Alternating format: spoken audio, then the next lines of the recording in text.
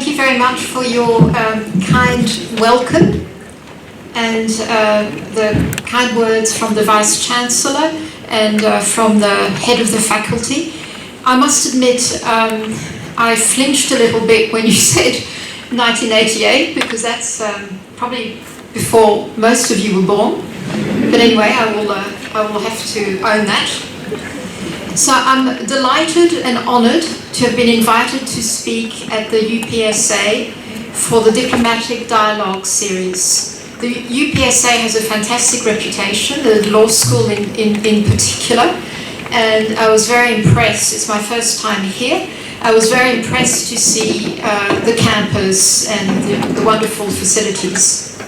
And as the Vice-Chancellor said, I hope that the Australian High Commission can work more with UPSA in the future.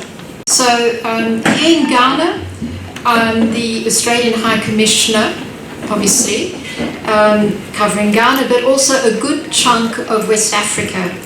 I will list them now, and I have to, every time I have to check that I've got the right countries, because I cover so many. Burkina Faso, Côte d'Ivoire, Guinea, Liberia, Mali, Senegal, Sierra Leone and Togo. So that's quite a list. And as mentioned in the introduction, I'm Francophone, so that stands me in good stead in some of those countries. So today I would like to make a few remarks about Australia and its place in the world, and particularly in our region, the Indo-Pacific, and how we engage with Africa as well. So I'm hoping that today I can get you to think a bit more deeply about Australia and geopolitical trends in the Indo-Pacific. Because correct me if I'm wrong, but I guess that your focus until now has been very much on the US and Europe. And I hope that I can recalibrate your focus a little bit today. And also, for one, there's another very important reason for this. What happens in the Indo-Pacific reverberates in Africa and vice versa. Indeed, no country is an island, not even Australia, and Australia is an island continent. So I'd like to say some very brief words about Australia and who we are, because the character of a nation, values, inform its foreign policy. Australia is it's part of the G20. This year it's the 12th largest economy in the world. It's very much part of the Anglosphere. So what is the Anglosphere?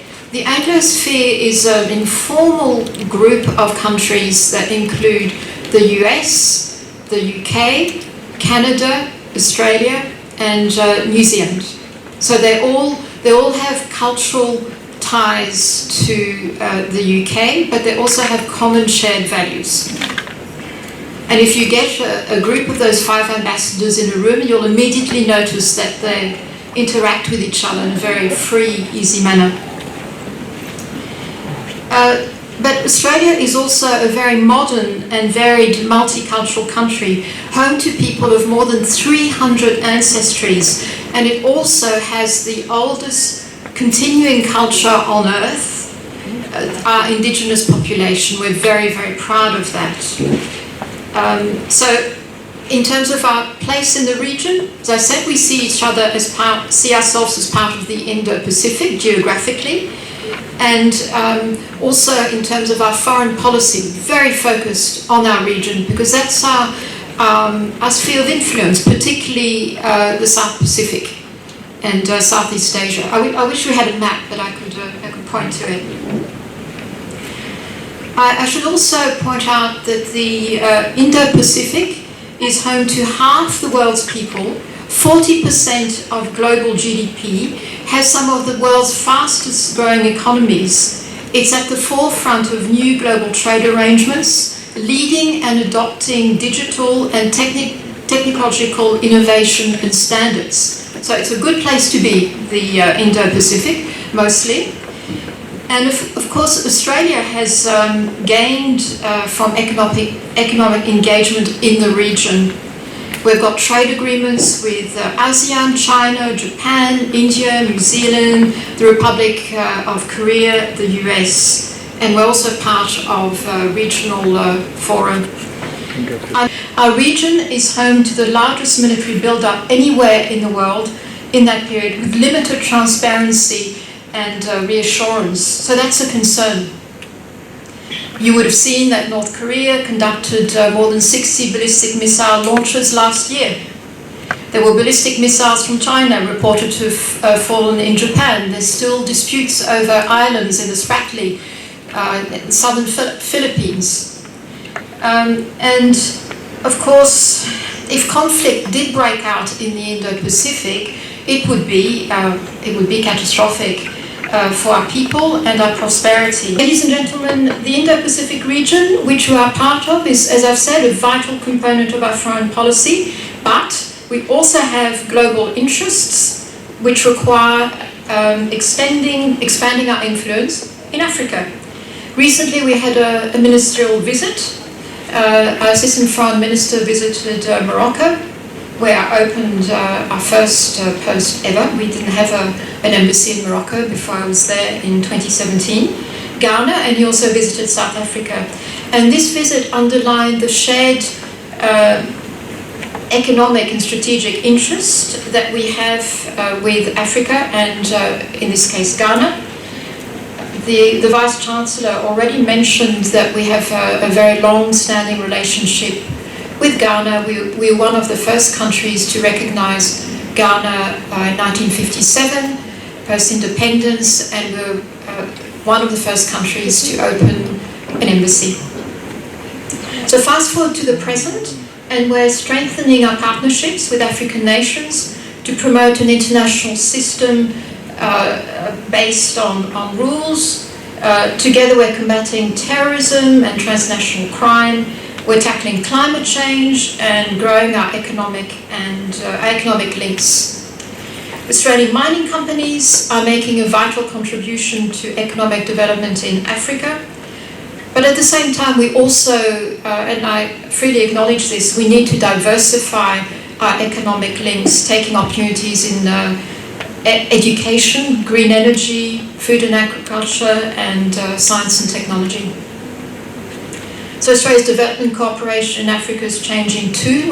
We've now got very targeted programs where we share knowledge and strengthen skills in agriculture and food security, climate change adaptation, renewable energy, and mining governance, but also the economic empowerment of women. I should say that gender equality is a key aspect of our foreign policy and our development policy. As a head of mission in Africa, like my colleagues, I focus on strengthening Australia's engagement with countries on 4 very clear interlinked priorities: security, I've spoken a little bit about security, commercial links, multilateral, and also people-to-people links. I'll say a few words about each, but I'm keeping an eye on the time. On security, the Australian government is concerned about the deterioration of the security environment and the spread of terrorist groups in the Sahel and other parts of West Africa.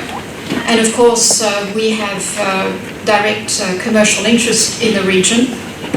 Most of our mines, our mines are in West Africa. So it's in our interest to work with African states and other partners to address the causes and effect of these security challenges. And so we've made quite targeted contributions to improve the capacity of African countries to provide security, focusing on CVE, countering violent extremism. For example, Australia's funded a counterterrorism academy in Côte d'Ivoire, an international counterterrorism academy. On the multilateral front, African voices are increasingly resonating through forums like the Commonwealth, the G20, the UN, and of course the UN Security Council, where Ghana's got a seat at the moment, and reform to counterterrorism, to sustained development. All these issues are covered. A strong national record on taking climate change seriously is the price of us being taken seriously in multilateral forums, but also here in Africa and around the world. So that's another issue we work on. Because we see quite clearly how climate change is exacerbating global food insecurity and humanitarian crisis. It's for that reason that the Australian government has recently announced that it will provide an additional 15 million for the Horn of Africa, and emergency assistance, and respond to various food insecurity crises. We've also got a targeted observation platform, Digital of Africa, which is we interpret satellite pictures, and it gives decision makers a better sense of what's happening with the land, from crop mapping, urban planning, and that's an Australian initiative.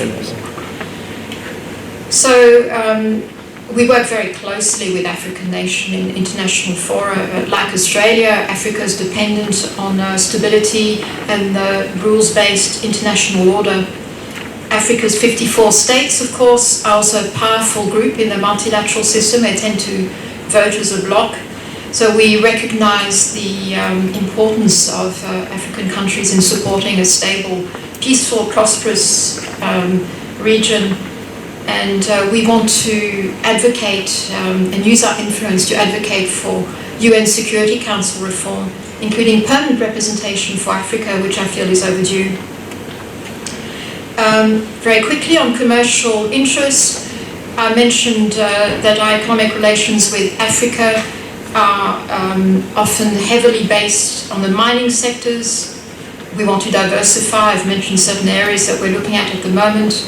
We want to generate more two-way economic opportunities, and I'm very optimistic that with the recent entry into force of the Africa Continental Free Trade area, there'll be more opportunities for countries like Australia to trade with African countries, because it will be a fantastic platform for trade. I often mention the Australia Awards, and this will be of interest to you, because over the last 2 decades, we've through the Australia Awards, we've funded students to study in Australia, and they've come back to Ghana and become decision makers, and they're excellent alumni for us.